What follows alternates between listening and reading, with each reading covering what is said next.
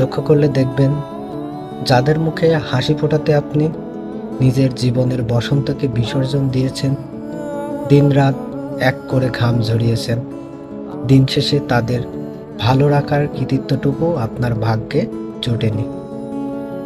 একটু খোঁজ নিলেই জানতে পারবেন, আপনার বিরুদ্ধে রাশি রাশি অভিযোগ তাদের হৃদয় আজ টইটম্বর। আপনি নিজের সর্বস্ব উজাড় করে দিয়ে তাদের আগলে রাখতে চেয়েছিলেন, অথচ কিছু মানুষের স্বভাবই এমন, তারা আপনাকে চিরকাল কেবল অপরাধের কাঠগড়াতেই দাঁড় করিয়ে রাখবে। তাদের মনের নাগাল পাওয়ার কখনোই সম্ভব নয়। আপনার এই শত চেষ্টা, নিজের সুন্দর মুহূর্তগুলোর আত্মহতি সবই তাদের কাছে অতি নগণ্য, ভীষণ মূল্যহীন। আসলে এই সংসারে আমাদের নিজের বলতে কোনো কিছুরই অস্তিত্ব থাকে না। আমাদের যা কিছু আছে, যা কিছু আমরা অর্জন করি, তার সব কিছুই অন্যের বেদিতে উৎসর্গ করতে হয়।